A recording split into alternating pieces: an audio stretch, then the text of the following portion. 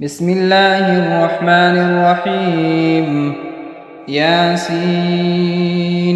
والقرآن الحكيم إنك لمن المرسلين على صراط مستقيم تنزيل العزيز الرحيم لتنذر قوما ما أنذر آباؤهم فهم غافلون لقد حق القول على أكثرهم فهم لا يؤمنون إنا جعلنا في أعناقهم أغلالا فهي إلى الأذقان فهم مقمحون وجعلنا من بين أيديهم سدا ومن خلفهم سدا فأغشيناهم فهم لا يبصرون وسواء عليهم أأنذرتهم أم لم تنذرهم لا يؤمنون إنما تنذر من اتبع الذكر وخشي الرحمن بالغيب فبشره بمغفرة وأجر كريم إنا نحن نحيي الموتى ونكتب ما قدموا وآثارهم وكل شيء أحصيناه في إمام مبين واضرب لهم مثلا أصحاب القرية إذ جاءها المرسلون إذ أرسلنا إليهم 2 فكذبوهما فعززنا بثالث فقالوا إنا إليكم مرسلون قالوا ما أنتم إلا بشر مثلنا وما أنزل الرحمن من شيء إن أنتم إلا تكذبون قالوا ربنا يعلم إنا إليكم لمرسلون وما علينا إلا البلاغ المبين قالوا إنا تطيرنا بكم لئن لم تنتهوا لنرجمنكم وليمسنكم منا عذاب أليم قالوا طائركم معكم أئن ذكرتم بل أنتم قوم مسرفون وجاء من أقصى المدينة رجل يسعى قال يا قوم اتبعوا المرسلين اتبعوا من لا يسألكم أجرا وهم مهتدون وما لي لا أعبد الذي فطرني وإليه ترجعون أأتخذ من دونه آلهة إن يردني الرحمن بضر لا تغن عني شفاعتهم شيئا ولا ينقذون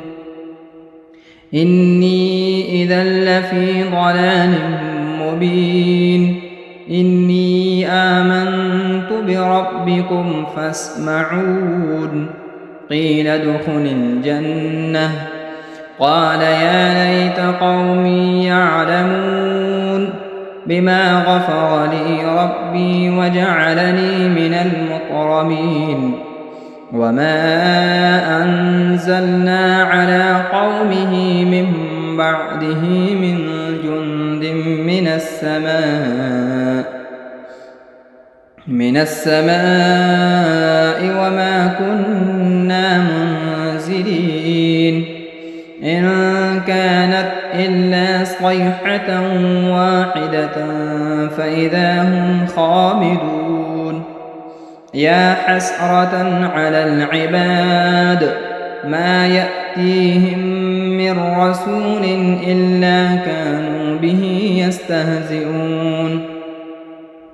ألم يروا كم أهلكنا قبلهم من القرون أنهم إليهم لا يرجعون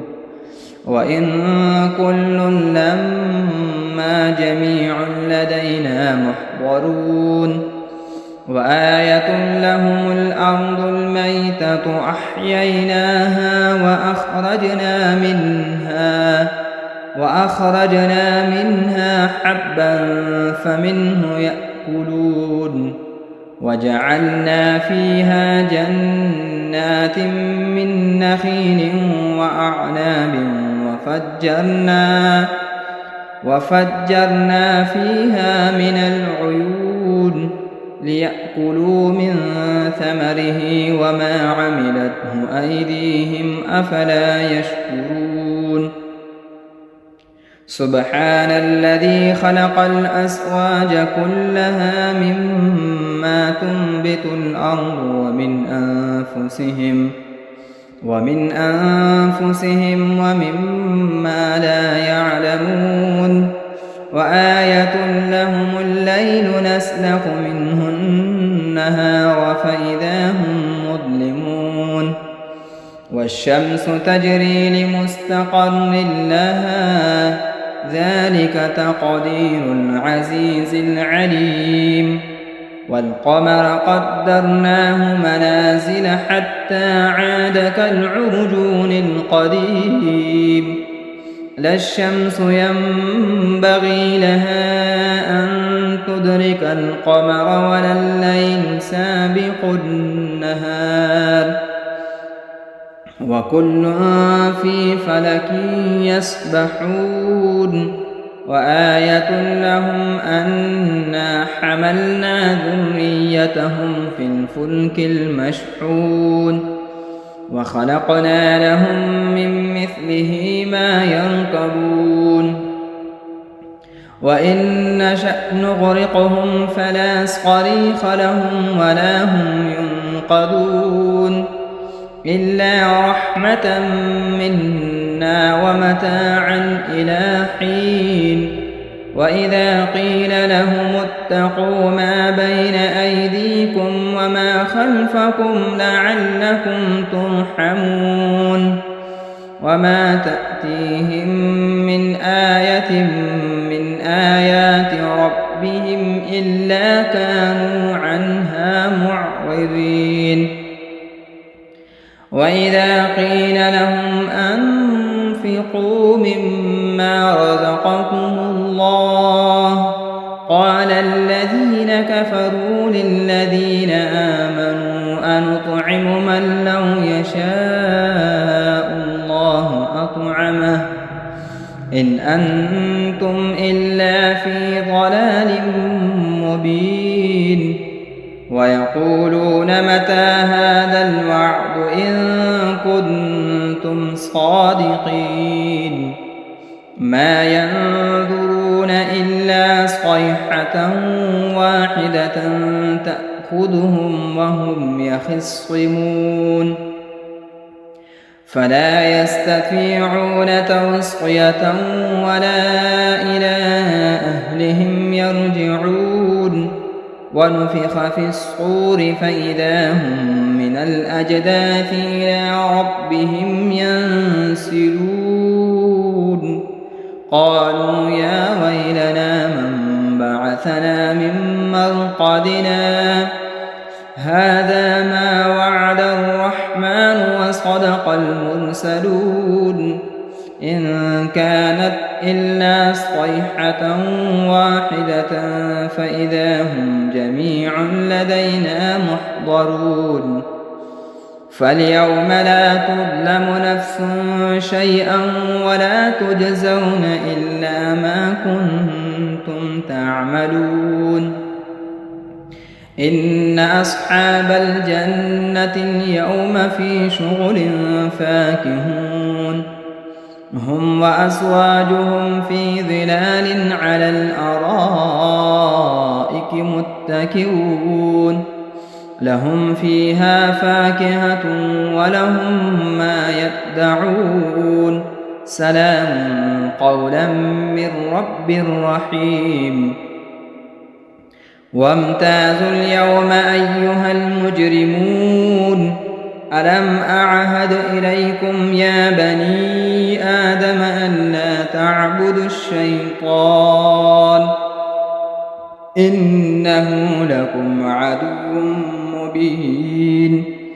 وأن اعبدوني هذا صراط مستقيم ولقد أضل منكم جبلا كثيرا أفلم تكونوا تعقلون هذه جهنم التي كنتم توعدون اصلوها اليوم بما كنتم تكفرون اليوم نختم على أفواههم وتكلمنا أيديهم وتشهد أرجلهم بما كانوا يكسبون ولو نشاء لطمسنا على أعينهم فاستبقوا الصراط فأنى يبصرون ولو نشاء لمسخناهم على مكانتهم فما استطاعوا مضيا ولا يرجعون ومن نعمره ننكسه في الخلق أفلا يعقلون وما علمناه الشعر وما ينبغي له إن هو إلا ذكر وقرآن مبين لينذر من كان حيا ويحق القول على الكافرين أولم يروا أنا خلقنا لهم مما عملت أيدينا أنعاما فهم لها مالكون وذللناها لهم فمنها ركوبهم ومنها يأكلون ولهم فيها منافع ومشارب أفلا يشكرون واتخذوا من دون الله آلهة لعلهم ينصرون لا يستطيعون نصرهم وهم لهم جند محضرون فلا يحزنك قولهم إنا نعلم ما يسرون وما يعلنون أولم ير الإنسان أنا خلقناه من نطفة فإذا هو خصيم مبين وضرب لنا مثلا ونسي خلقه قال من يحيي العظام وهي رميم قل يحييها الذي أنشأها أول مرة وهو بكل خلق عليم الذي جعل لكم من الشجر الأخضر نارا فإذا أنتم منه توقدون أوليس الذي خلق السماوات والأرض بقادر على أن يخلق مثلهم بلى وهو الخلاق العليم إنما أمره إذا أراد شيئا أن يقول له كن فيكون فسبحان الذي بيده ملكوت كل شيء وإليه ترجعون بسم الله الرحمن الرحيم الرحمن علم القرآن خلق الإنسان علمه البيان الشمس والقمر بحسبان والنجم والشجر يسجدان والسماء رفعها ووضع الميزان ألا تطغوا في الميزان وأقيموا الوزن بالقسط ولا تخسروا الميزان والأرض وضعها للأنام فيها فاكهة والنخل ذات الأكمام والحب ذو العصف والريحان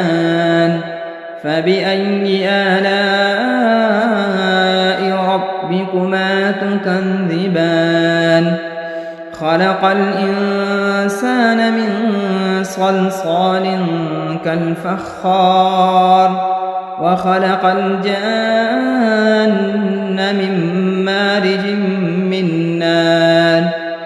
فبأي آلاء ربكما تكذبان رب المشرقين ورب المغربين فبأي آلاء ربكما تكذبان مرج البحرين يلتقيان بينهما برزخ لا يبغيان فبأي آلاء ربكما تكذبان يخرج منهما اللؤلؤ والمرجان فبأي آلاء ربكما تكذبان وله الجوار المنشآت في البحر كالأعلام فبأي آلاء ربكما تكذبان كل من عليها فان ويبقى وجه ربك ذو الجلال والإكرام فبأي آلاء ربكما تكذبان يسأله من في السماوات والأرض كل يوم هو في شأن فبأي آلاء ربكما تكذبان سنفرغ لكم أيها الثقلان فبأي آلاء ربكما تكذبان يا معشر الجن والإنس إن استطعتم أن تنفذوا من أقطار السماوات والأرض فانفذوا لا تنفذون إلا بسلطان فبأي آلاء ربكما تكذبان يرسل عليكما شؤاد من نار ونحاس فلا تنتصران فبأي آلاء ربكما تكذبان فإذا انشقت السماء فكانت وردة كالدهان فبأي آلاء ربكما تكذبان فيومئذ لا يسأل عن ذنبه إنس ولا جان فبأي آلاء ربكما تكذبان يعرف المجرمون بسيماهم فيؤخذ بالنواصي والأقدام فبأي آلاء ربكما تكذبان هذه جهنم التي يكذب بها المجرمون يطوفون بينها وبين حميم آن فبأي آلاء ربكما تكذبان ولمن خاف مقام ربه جنتان فبأي آلاء ربكما تكذبان ذواتا أفنان فبأي آلاء ربكما تكذبان فيهما عينان تجريان فبأي آلاء ربكما تكذبان فيهما من كل فاكهة زوجان فبأي آلاء ربكما تكذبان متكئين على فرش بطائنها من استبرق وجنى الجنتين دان فبأي آلاء ربكما تكذبان فيهن قاصرات الطرف لم يطمثهن إنس قبلهم ولا جان فبأي آلاء ربكما تكذبان كأنهن الياقوت والمرجان فبأي آلاء ربكما تكذبان هل جزاء الإحسان إلا الإحسان فبأي آلاء ربكما تكذبان ومن دونهما جنتان فبأي آلاء ربكما تكذبان مدهامتان فبأي آلاء ربكما تكذبان فيهما عينان نضاختان فبأي آلاء ربكما تكذبان فيهما فاكهة ونخل ورمان فبأي آلاء ربكما تكذبان فيهن خيرات حسان فبأي آلاء ربكما تكذبان حور مقصورات في الخيام فبأي آلاء ربكما تكذبان لم يطمثهن إنس قبلهم ولا جان فبأي آلاء ربكما تكذبان متكئين على رفرف خضر وعبقري حسان فبأي آلاء ربكما تكذبان تبارك اسم ربك ذي الجلال والإكرام بسم الله الرحمن الرحيم إذا وقعت الواقعة ليس لوقعتها كاذبة خافضة رافعة إذا رجت الأرض رجا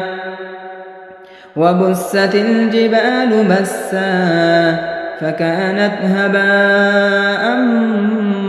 منبثا وكنتم أزواجا ثلاثا فأصحاب الميمنة ما أصحاب الميمنة وأصحاب المشأمة ما أصحاب المشأمة والسابقون السابقون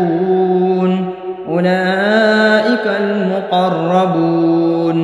في جنات النعيم ثلة من الأولين وقليل من الآخرين على سرر موضونة متكئين عليها متقابلين يطوف عليهم ولدان مخلدون بأكواب وأباريق وكأس من معين لا يصدعون عنها ولا ينزفون وفاكهة مما يتخيرون ولحم طير مما يشتهون وحور عين كأمثال اللؤلؤ المكنون جزاء بما كانوا يعملون لا يسمعون فيها لغوا ولا تأثيما إلا قيلا سلاما سلاما وأصحاب اليمين ما أصحاب اليمين في سدر مخضود وطلح ممدود وظل ممدود وماء مسكوب وفاكهة كثيرة لا مقطوعة ولا ممنوعة وفرش مرفوعة إنا أنشأناهن إنشاء فجعلناهن أبكارا عربا أترابا لأصحاب اليمين ثلة من الأولين وثلة من الآخرين وأصحاب الشمال ما أصحاب الشمال في سموم وحميم وظل من يحموم لا بارد ولا كريم إنهم كانوا قبل ذلك مترفين وكانوا يصرون على الحنث العظيم وكانوا يقولون أئذا متنا وكنا ترابا وعظاما أئنا لمبعوثون أوآباؤنا الأولون قل إن الأولين والآخرين لمجموعون إلى ميقات يوم معلوم ثم إنكم أيها الضالون المكذبون لآكلون من شجر من زقوم فمالئون منها البطون فشاربون عليه من الحميم فشاربون شرب الهيم هذا نزلهم يوم الدين نحن خلقناكم فلولا تصدقون أفرأيتم ما تمنون أأنتم تخلقونه أم نحن الخالقون نحن قدرنا بينكم الموت وما نحن بمسبوقين على أن نبدل أمثالكم وننشئكم فيما لا تعلمون ولقد علمتم النشأة الأولى فلولا تذكرون أفرأيتم ما تحرثون أأنتم تزرعونه أم نحن الزارعون لو نشاء لجعلناه حطاما فظلتم تفكهون إنا لمغرمون بل نحن محرومون أفرأيتم الماء الذي تشربون أأنتم أنزلتموه من المزن أم نحن المنزلون لو نشاء جعلناه أجاجا فلولا تشكرون أفرأيتم النار التي تورون أأنتم أنشأتم شجرتها أم نحن المنشئون نحن جعلناها تذكرة ومتاعا للمقوين فسبح باسم ربك العظيم فلا أقسم بمواقع النجوم وإنه لقسم لو تعلمون عظيم إنه لقرآن كريم في كتاب مكنون لا يمسه إلا المطهرون تنزيل من رب العالمين أفبهذا الحديث أنتم مدهنون وتجعلون رزقكم أنكم تكذبون فلولا إذا بلغت الحلقوم وأنتم حينئذ تنظرون ونحن أقرب إليه منكم ولكن لا تبصرون فلولا إن كنتم غير مدينين ارجعونها إن كنتم صادقين فأما إن كان من المقربين فروح وريحان وجنة نعيم وأما إن كان من أصحاب اليمين فسلام لك من أصحاب اليمين وأما إن كان من المكذبين الضالين فنزل من حميم وتصلية جحيم إن هذا لهو حق اليقين فسبح باسم ربك العظيم بسم الله الرحمن الرحيم تبارك الذي بيده الملك وهو على كل شيء قدير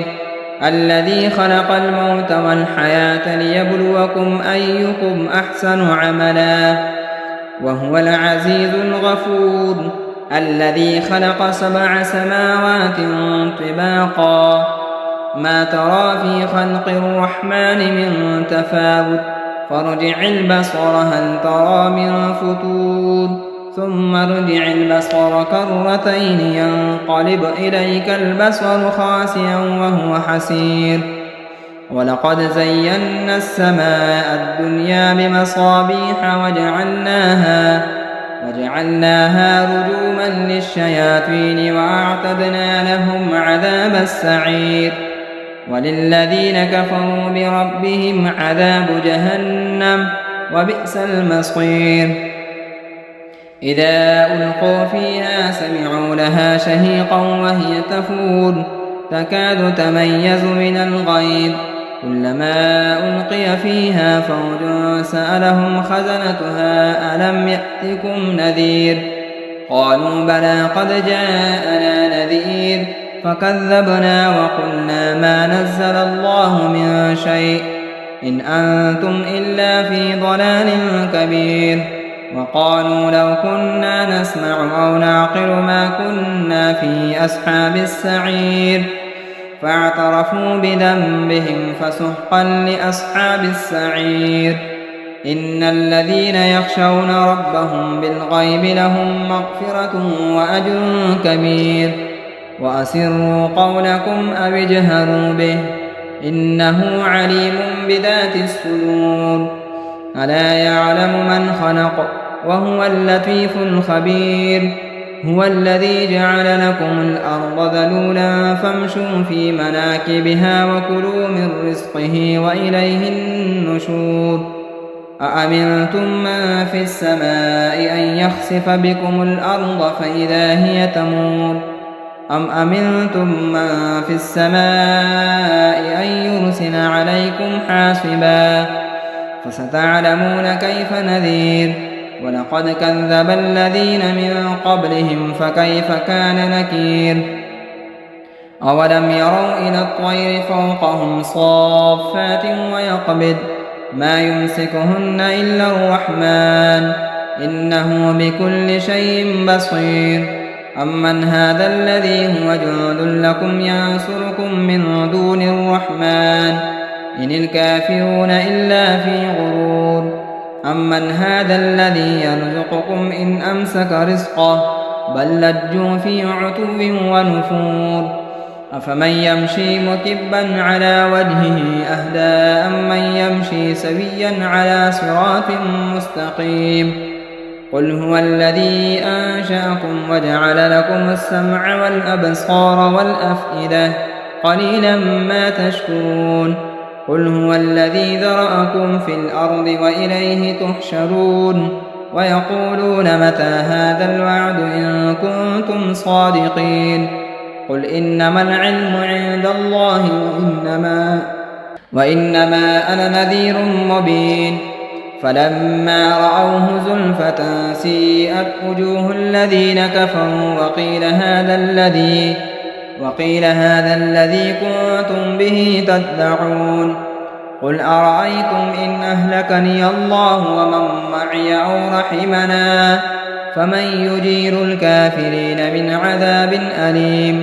قل هو الرحمن آمنا به وعليه توكلنا فستعلمون من هو في ضلال مبين